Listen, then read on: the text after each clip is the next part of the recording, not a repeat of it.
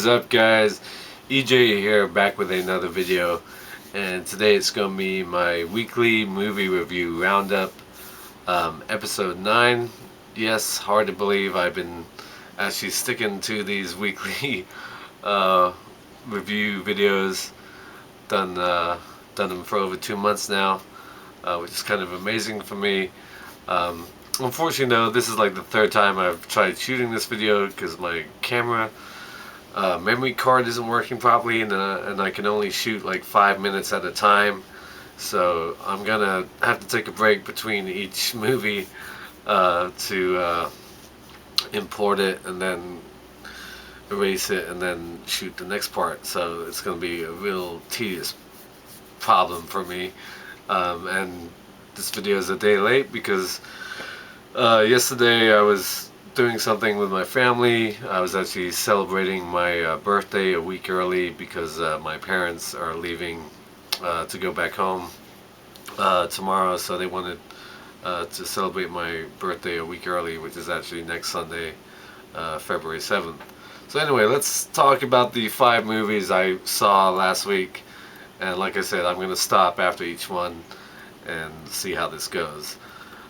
So yeah, on January 26th, Tuesday, I watched Barely Lethal, directed by Cal Newman. Yeah, I saw the trailer for this a couple weeks back, and I thought, that looks kind of fun. I'll add that to my list.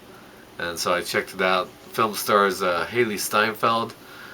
She plays a young orphan who gets plucked to join this secret military training operation headed by Samuel L. Jackson, and there they train young girls to become lethal assassins. Yeah, it's kind of funny and stupid, but yeah, I liked Haley Steinfeld a lot. She's kind of tired of this life. She covets a regular childhood, a regular adolescence, so she fakes her own death, and she becomes a exchange student and goes to a high school as part of the exchange student program. And she soon finds out that adapting to high school life is a lot tougher than being a CIA, if you like, trained operative. Yeah, it's a fun little movie. Not great. I kind of missed the boat. I thought it could have been a lot edgier. Yeah, Haley Steinfeld was really good. I've liked her ever since she was in True Grit, the True Grit remake from 2010. Though I haven't seen her in much stuff since then. There isn't actually. She's in another movie I'll talk about later. Samuel L. Jackson doing his usual Samuel L. Jackson stuff. Sophie Turner, who plays Sansa Stark on Game of Thrones, she's Megan's, that's Haley Steinfeld's character, Megan's colleague and rival, especially becomes her rival later on in the movie when she turns up. Yeah, it's a fun little movie, but kind of a big problem was also that Jessica Alba was the main villain, and I didn't really buy Jessica Alba as a villain at all, to be honest. Rachel Harris was good as the girl's mother, the girl who's hosting Megan at her house. Rachel Harris, she's a good comedic actress. Always like to see her in movies. I did like the young son, the little brother. He was kind of funny. He was always stealing and borrowing Megan's gear, like her binoculars and her weapons and stuff, just playing around with stuff like that. Yeah, but Haley Steinfeld was fun. There's some good action scenes. There's a good fight at the prom, basically. That's kind of cool. But yeah, it's not a great movie. Jamie King makes a small appearance. Did not buy Jessica Alba, Samuel L. doing his thing. But I like Haley Steinfeld. I thought she was pretty cool. So, Barely Lethal, I gave a 6 out of 10. Okay, moving on to Wednesday, January 27th. I watched Amy. Yeah, the Oscar-nominated documentary about Amy Winehouse. directed by Asif Kapadia, from the same people who made Senna, great documentary from 2010 that I have about the late great Brazilian Grand Prix driver, Formula One driver, Ayrton Senna, who passed away tragically during an accident a few years ago now. Yeah, I was not a fan of Ayrton Senna because he was Alain Prost's biggest rival back in the day, back in the late 80s and the early 90s when I was a huge Formula One fan. I was a big Ferrari guy, and Alain Prost was my guy, and Ayrton Senna was his big rival, and he was so damn good as well. I was never a fan of him. But anyway, the same people who made that movie made this great documentary, about Amy Winehouse.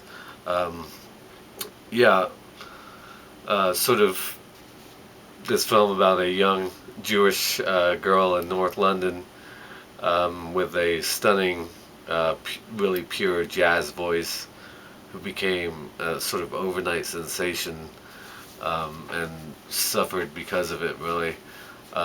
Yeah, there's some great footage of her early years as a young adult and her young performances in clubs and so on, just displaying this great natural talent, natural raw talent. And then as she became more famous, especially with the release of Back in Black and the song Rehab, the media scrutiny she came under from the British tabloid press really took its toll and eventually led to her death, really. Mixed, of course, with heavy drug and alcohol abuse, along with bulimia, eating disorder. She basically drank herself to death after she was warned not to, really, anymore.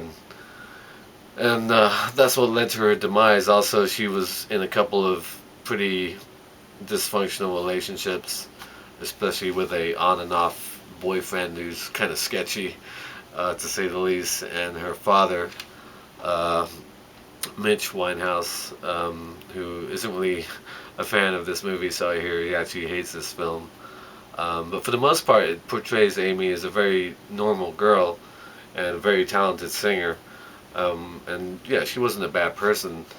She never really stood a chance, really, with her body type and her frame and the amount of drugs and alcohol and the eating disorder. I mean, and the amount of pressure. My God, some of those shots of her just leaving her house to get to her car. I can't imagine walking through that like day after day once you become that sort of famous. That amount of notoriety is kind of unbelievable that um, tabloid stars, if you like, have to deal with that on a daily basis. But there's no denying the talent there, and it's a weird thing because I never really got into Amy Winehouse, and I like those type of singers. I'm a huge fan of people like Duffy and Adele, and we don't have artists like that without Amy Winehouse and the music she put out in the mid 2000s. Yeah, I knew the song Rehab, and that was about it. But I think I was kind of turned off to her even before I even gave her a chance because of the media image that she had at that time. I mean, but there's no denying the talent, and this movie really makes me want to check out her albums and give them a real listen, which I never have. So yeah, it was a very poignant documentary, really good documentary. Um, it's a shame, really, that she went so soon because she was really talented, and I like that kind of. I mean, I like jazz music. I like jazz singers, and I especially like female singers like that. Um, but yeah, she was really talented, and just it was too much, too soon, really. Um, yeah, just a really good documentary, very worthy of a Oscar nomination. So I'm looking forward to checking out her music for real, because I never really have in the past, and I like singers like that. So yeah, if you want to check out a good documentary about music and a great artist, great talented artist, Amy is definitely worth watching. So Amy, it's actually in my top 10 of 2015 so far. I gave 8 out of 10. All right, moving on to Thursday, January um, 20, 28th. I watched Pitch Perfect 2, directed by Elizabeth Banks. I didn't know she was trying her hand at directing. Of course, she's also in the movie. Um, yeah, kind of a silly, fun movie about a cappella singers, if you like. I wasn't really a huge fan of the first Pitch Perfect. It's perfectly fine if you like that kind of stuff, but it's not really my thing. I don't really like the whole mashup a cappella versions of songs, classic songs. It's just not my taste, really. But I like the cast. I like Anna Kendrick, who of course returns as Becca, and Rebel Wilson is okay in small doses. Not really a huge fan. Brittany Snow, of course. So yeah, actually the opening of the movie is probably the best part. During a performance by the Bellas um, in front of the President Obama at the Lincoln Center, there's a incident, and the Bellas get ostracized because of it. And they get banned from competing. They get banned from recruiting new members. But because they're the United States national champions, they're still allowed to compete in the World Championships. And that's where they go up against the Sound Machine, the German juggernaut of a cappella, which leads to some funny moments. Of course, you also have the Green Bay Packers at one point, Clay Matthews singing a cappella, that kind of stuff. Yeah, Haley Steinfeld is in this movie as well. She's like the new girl who goes to the college. I think it's Barden. Yeah, Barden College, because they're the Barden Bellers. Her mother is one of the original Bellas, so she's a legacy. So they kind of have to take her, even though they can't. They're not allowed to audition new members. And her mother's actually played by Katie Seagal from Sons of Anarchy fame and Married with Children. Katie Seagal is actually a great singer in her own right. She used to do backup back in the 70s for a bunch of well-known artists back in the day. So she has a singing background. So yeah, Steinfeld plays her daughter. She's new to school, and she just wants to become a Bella. So she joins them. So yeah, it's a fun, stupid little movie. I don't remember the first one being as funny, as many jokes as this one, because this film has a lot of jokes, and some of them are actually pretty funny. The best parts are when John Michael Higgins and Elizabeth Banks are doing commentary on the various competitions that are going on. Those are probably my favorite moments, is when they're doing the commentary, especially John Michael Higgins. He says a lot of funny stuff in this movie. But yeah, I like Anna Kendrick and Haley Steinfeld. Like I said, I liked her in Belly Lethal, and I liked her in this. She's a tall drink of water, as she's referred to in this movie. So yes, if you like the first Pitch Perfect, I'm sure you'll enjoy Pitch Perfect 2. So I gave it a 6 out of 10. Alright, moving on. We now go to Friday, January 29th. I watched The Gift, the 2015 The Gift, not to be confused with the Gift, Sam Raimi's The Gift from 2000. Good movie with Cate Blanchett, Hilary Swank, Keanu Reeves, Greg Kinnear, and most famously Katie Holmes' nude scene. Yeah, good little thriller, that movie. I have it on DVD. But yeah, this version of The Gift, written and directed by Joel Edgerton. So again, another actor taking his turn behind the camera. Yeah, good little thriller. Stars Jason Bateman and Rebecca Hall as sort of newlyweds who move out to California, to Los Angeles. Jason Bateman, he's in securities or something, and he's starting a new job out there. And one day, while the two of them are shopping, he runs into somebody he doesn't recognize, played by Joel Edgerton, who plays Gordo. Gordo the weirdo. He's a old high school acquaintance, and right off the bat, you can tell there's something kind of creepy and disturbing about Gordo. I mean, he's very friendly and nice, but just his whole manner is kind of weird, and um, over time he starts turning up at their house and dropping off just random presents and gifts, and sort of always engaging Rebecca Hall, always sort of inviting himself in. And Jason Bateman does not like this at all. Right off the bat, you can tell Jason Bateman is not having it. He's like, this guy is creepy, man, and he's kind of inappropriate. But he's a nice guy, so what can they do? They sort of try and break up with him, and that doesn't even really go that well. Yeah, it's a good little creepy thriller. Um, it also deals with what happened with Jason Bateman and Joel Edgerton back in high school, and another friend of theirs. There was some bullying issues and some things that were said, some lies that were made up, and it all sort of ties in with the fact that Jason Bateman and Rebecca Hall are trying to start a family, and so that's sort of the big surprise at the end. It gets really kind of weird and creepy. By the end, the gift scene is actually kind of cool. Yeah, it's a good movie. Joel Edgerton was really good, very creepy, and good performance by him. Jason Bateman was excellent as well.